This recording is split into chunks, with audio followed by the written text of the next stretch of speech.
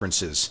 He is active on NCAA committees, and he just concluded a term on the NCAA Football Oversight Committee and the NCAA Football Competition Committee.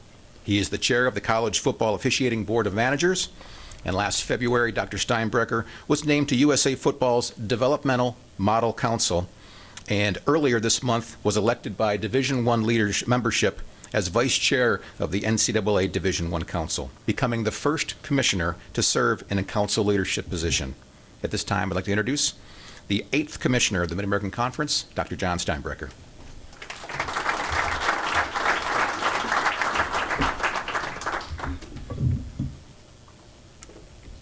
Well, good morning and welcome to our annual Football Media Day activities. You know, this represents the start of the 2019 season and the 150th anniversary of college football. You know, as I was traveling to Detroit for this event, for some reason the Black Eyed Peas started playing in my head. And all I could hear were the lyrics, "Let's get it started here." And so, let's get it started. In addition to those joining us on ESPN3, let me welcome the many bowl representatives we have with us today. Thank you for what you do for college football. A big thank you to USA Football for its assistance with our annual youth clinic, our 9th, which was conducted yesterday involving more than 400 boys and girls from the Detroit Police Athletic League. In addition, we had a number of coaches and student athletes here today who participated and provided a great afternoon of football fundamentals and fellowship here at Ford Field. I want to welcome 4 new head coaches to the Mid-American Conference: Tom Arth, Akron; Scott Leffler, Bowling Green; Jim McElwain, Central Michigan; and Thomas Hammock, NIU. Welcome to MACtion. This is certainly a year for anniversaries. Just days ago, we celebrated the 50th anniversary of man first landing and walking on the moon. And now the 150th anniversary of college football. You know, football truly is the collegiate game. And it is a great family and community game. Virtually everyone involved in football, participants, coaches, fans, all have a family tie or a family story in connection with college football. Let me share one.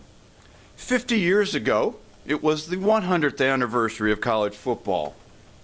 You hold up a picture here and you can see it on the screens. I'm holding a picture of my father, Bill Steinbrecher, who at that time was coaching college football. My father, who is the person standing in the middle, and several other coaches, they're in front of the 100th anniversary banner of college football. Well, the person holding up that banner, standing behind it, was a young boy who just loved college football. And he loved hanging around practice and being a ball boy at games. Well, that person is me. And I have just numerous memories about being at college football then and today. That first game of college football in which Rutgers and Princeton faced each other was on November 6th, 1869. Who could have known then how this sport would grow and become a national passion? The celebration of the 150th anniversary will be a nationwide effort by stakeholders of college football. The NCAA, the NAIA, the National Junior College Athletic Association, the American Football Coaches Association, the College Football Playoff, the Football Bowl Association, NACDA, the National Football Foundation, the NFL, and the College Football Hall of Fame. There will be activities by our member institutions all season long, and on November 6th, the 150th anniversary game will be held in Athens, Ohio, as Miami and Ohio will meet for the 96th time in the conference's oldest rivalry, to be televised on ESPN2 and will be the only game in the country that evening. In the spring of 2018, to better prepare for this milestone, we established the Mid-American Conference 150th Anniversary Celebration Committee, which is chaired by Michael Alford, Director of Athletics at Central Michigan University. This group has worked with each institution in the development of individually tailored plans in which the membership will celebrate college football and the storied teams and players and coaches who have competed in this conference. Each week during the season, a different institution will be highlighted and featured on the conference's website, getsomeaction.com, chronicling in pictures and videos and stories the history of Mid-American Conference football. As part of the season-long activities, all Mid-American Conference teams, in fact all collegiate teams, will wear a special logo to commemorate the 150th anniversary. I hope you enjoy this celebration and take the time to be a part of it. Just a moment ago, I mentioned this marking the 96th time that Miami and Ohio will meet. One of the special things about the Mid-American Conference are the long-standing rivalries among the member institutions. Western Michigan and Central Michigan have played each other since the early 1900s, and this year's game will mark the 90th meeting. Toledo and Bowling Green first played in 1919, and this season's game will be the 84th in the series. Akron and Kent State will play for the 62nd time in a matchup that dates to 1923. Whether it is the Battle of the Bricks, the Battle of the Cannon, the Battle of I-75, or the Battle for the Wagon Wheel, enduring rivalries are part of the rich tradition of the Mid-American Conference and help make college football so special. I am pleased to announce that ESPN has renewed the sub-licensing agreement with CBS Sports Network for the next 4 years. This will enable CBS Sports Network to telecast 12 football games, 12 men's basketball games, the men's basketball tournament semifinals, and the women's basketball finals. CBS Sports Network, which is available in more than 60 million households, has been a tremendous partner the past 4 years, and I look forward to the continued growth and development of our alliance with CBS. I would like to recognize 2 members of the conference staff who, effective immediately, are receiving promotions. Eric Kwiatkowski is promoted to Director of Communications, and Carrie Camardo, who coincidentally is the only female conference director of football operations in the Football Bowl subdivision, is promoted to Assistant Commissioner for Football Operations and External Relations. Congratulations on these well-deserved promotions. This season, the Mid-American Conference will have 5 primary bowl partners. The MAC will compete in the following games. The Makers Wanted Bahamas Bowl on Friday, December 20th versus Conference USA. The Cheribundi Boca Raton Bowl on Saturday, December 21st versus the American. The Camellia Bowl on Saturday, December 21st versus the Sun Belt. The famous Idaho Potato Bowl on Friday, January 3rd versus the Mountain West. And the Mobile, Alabama Bowl on Monday, January 6th versus the Sun Belt. The Mid-American Conference has backup agreements with the Quick Lane Bowl and with ESPN events for its games in which the conference does not otherwise compete. Beginning in 2020 and for 6 years, the Mid-American Conference will have 6 primary bowl partners.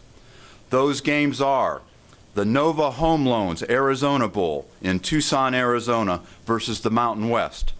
This is a new bowl partnership for the conference. And as we went into the negotiating period for the bowls for the 2020 through 2025 cycle, this was a game we targeted. I am very pleased we were able to secure a spot in this game. The official announcement of this partnership will take place on Thursday in Tucson. Next, we will return to Detroit as a primary partner in the Quick Lane Bowl versus the Big Ten. It is gratifying to return to Detroit and play in the one bowl game in our geographic footprint. In addition, we will play in 4 games owned by or partnered with ESPN events. Each year we will anchor and play in the famous Idaho Potato Bowl and the Makers Wanted Bahamas Bowl. We will then play in 2 games from a rotation among the Cheribundi Boca Raton Bowl, the Camellia Bowl in Montgomery, Alabama, the Cure Bowl in Orlando, Florida, the Frisco Bowl in Texas, the Myrtle Beach Bowl in South Carolina, and the New Mexico Bowl in Albuquerque, New Mexico. And 1 or 2 other games could be added to this mix. This represents a strong slate of games against an array of opponents that should be challenging and provide attractive destinations to visit and enjoy. There are a handful of rule changes I want to highlight. First, there is a modification of the instant replay review for targeting. Beginning this season, the replay official must either confirm the call of targeting, and only after confirming all the elements of a targeting foul, or if the elements cannot be confirmed, the call must be overturned. A stands call is no longer an option. A progressive penalty has been added for targeting fouls as well. A player who picks up 3 or more targeting fouls during a season will be suspended for the next scheduled games. Blindside blocks are now prohibited. A blindside block is defined as an open field block against an opponent that is initiated outside the opponent's field of vision or otherwise in such a manner that the opponent cannot reasonably defend himself against the block. With regards to overtime, there are 2 changes. First, in the absence of a media timeout, after the 2nd and 4th overtime period, there will be a 2-minute mandatory break. Second, beginning with the 5th overtime period, a team's possession series will be 1 play for a 2-point try from the 3-yard line unless relocated by penalty. The conference's coordinator of officials, Bill Carollo, is here, as is Rogers Redding, the national coordinator of football officials. I would encourage you to visit with them for further information on these changes and other rules issues. 2 seasons ago, the Mid-American Conference became the first conference to introduce an in-stadium timeout clock utilizing either the Jumbotron or the play clock. The purpose of this was to keep the fans in the stands as well as the teams apprised of how much time remained before the ball would be put in play coming out of a TV timeout. This innovation helped improve the fan experience and get teams back on the field and ready for play much quicker, and was one of the factors that helped us reduce game times by more than 7 minutes over the past 2 years. If you'll turn around, you can see a replica of the clock we'll be going to this coming year. Beginning this season, a large handheld timeout clock will be walked out into the field of play, where it will be visible to all in the stadium during timeouts. Virtually all other FBS conferences have followed the lead of the Mid-American Conference and have implemented timeout clocks. Among the topics that will be front and center during the academic year is the issue of name, image, and likeness, which centers around the right of publicity, which is an ever-evolving area of law. This spring, NCAA President Mark Emmert created a working group to examine and, if appropriate, develop recommendations for consideration by the NCAA Board of Governors when it meets in October. There are an array of NCAA and legal issues at play. First, let's make sure we understand what we are talking about. This is not universities paying student athletes. Instead, it is the concept of permitting student athletes to accept compensation from a third party for endorsements or autographs or the use of their name.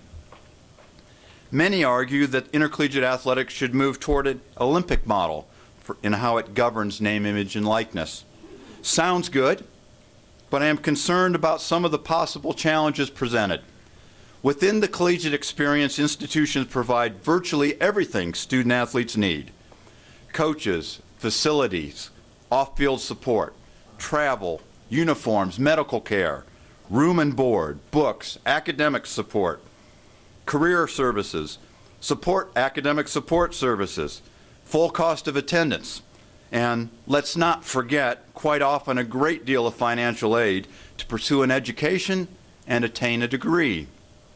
Olympians do not get all of this. Another really big difference, and this gets to the practical application of how this might work. The United States women's national soccer team is not trying to recruit a player away from Brazil. Recruiting is such a big part of intercollegiate athletics. You can just imagine the shenanigans that might take place in facilitating promotional opportunities for prospective or current student athletes that are not reflective of market value, but are indicative of the deep pockets and competitive fervor of boosters. The challenge will be to establish regulations that are manageable and do not create artificial markets in which boosters step in to pseudo-pay prospects or current student athletes. The best analogy I can come up with deals with institutions that seek out federal research grants. Those grants would come with incredible amounts of oversight and regulation, necessitating a significant compliance structure. This may require something similar. Additionally, if a student athlete is permitted to market their name, image, and likeness, should they also be permitted to have a lawyer or agent to assist them in this process? The California Fair Pay to Play Act, which is in the final stages of working itself through the California legislature, lays out one vision for how to address this topic. Under the terms of this bill, universities in California would be prohibited from denying a student athlete the opportunity to earn compensation derived from the use of their name, image, or likeness. This bill would also allow a student athlete to retain an agent licensed by the state to assist in this process. I trust the working group will be thoughtful and provide an initial set of recommendations that are mindful and supportive of student athletes and intercollegiate athletics within the structure of higher education.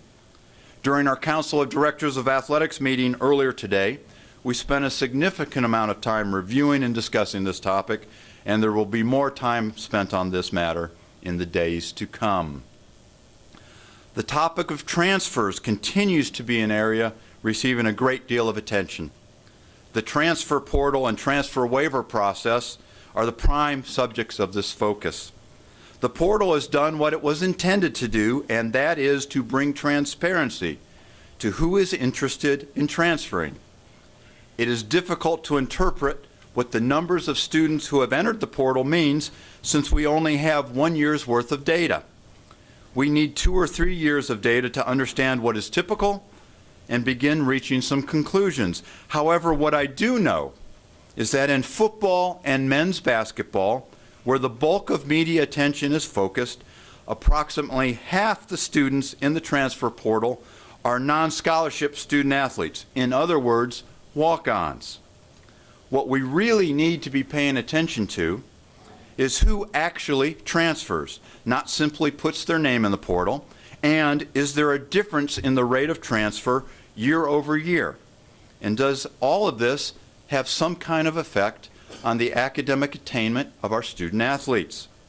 For the Mid-American Conference, our transfer numbers for this year look remarkably similar to the past 2 years. In July, the NCAA Council approved an adjustment to 4 of 13 guidelines the NCAA uses to make decisions on transfer waivers. The adjustments require more specificity on the information to be submitted and require the participation of the directors of athletics of the involved institutions. The result should be less time required to make decisions and greater consistency in the decisions rendered on transfer waivers. Interestingly, the reaction from media and other special interest groups has been very negative, even though the alterations were supported by student athletes as represented by the NCAA Division I Student Athlete Advisory Committee. If you will indulge me, let me share a statement from Ethan Good, a rising senior men's basketball player at Bowling Green, who is chair of the Mid-American Conference Council of Student Athletes and vice chair of the Division I Student Athlete Advisory Committee. Quote, "In regard to the policy regarding the new transfer guidelines, I would like to express my support. Being a member of the Division I Student Athlete Advisory Committee, as this was vetted and discussed, I took part in a number of discussions attempting to find a balance between creating maximum flexibility for student athletes who are suffering from extenuating circumstances, but also understand the potential to abuse such generosities from those who may take advantage of such an opportunity. I believe that the guidelines developed were focused in the correct direction and will help give student athletes more flexibility given something unfortunate may happen in their lives. Additionally, after more listening and discussing among the student athletes, we felt it important to include the athletics director of an institution in the transfer process in order to create accountability and transparency. This in turn helps prevent unfair practices such as runoffs, making thinking and reasoning clear between student athletes, coaches, and administrators is considered essential in creating a healthy process of transfer, and even fosters a better culture for student athletes not interested in transferring. Because of the reasons listed above, I would like to express my support as a representative and friend of student athletes and a fan of sports." Unquote. This spring, the autonomous FBS institutions enacted legislation that guaranteed access to mental health services and resources for its student athletes.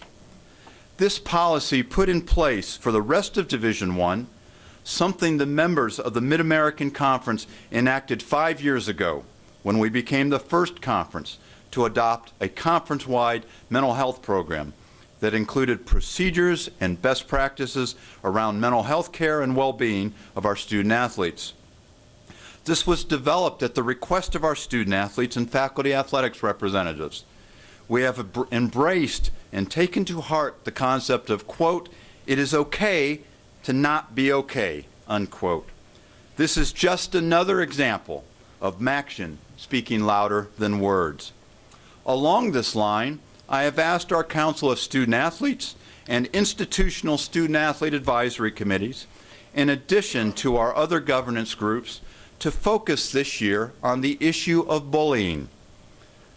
Whether in person or online, so many of the behavioral issues I read about can be linked to bullying. An anonymous quote I once read has always stayed with me. Quote, "My pain may be the reason for somebody's laugh, but my laugh must never be the reason for somebody's pain." Unquote. I want the Mid-American Conference to be a leader as we consider this topic, define it, identify it, and confront and address bullying. Certainly one of the ways to judge the quality of a conference or of its teams is by its output. In the case of football, let's look at the professional ranks for just a second. As the NFL prepares to open training camp, the Mid-American Conference has almost 100 former students on NFL rosters, and inevitably we will have 85 to 95 players on active rosters when the season begins. How about these interesting tidbits? The leading passer in the NFL last year was Pittsburgh's Ben Roethlisberger from Miami University. The receiver with the most touchdowns receptions was Pittsburgh's and now Oakland's Antonio Brown from Central Michigan.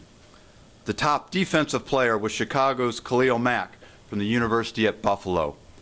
One of the head coaches in the Super Bowl was Los Angeles' Sean McVay from Miami. And the Super Bowl MVP was New England's Julian Edelman from Kent State.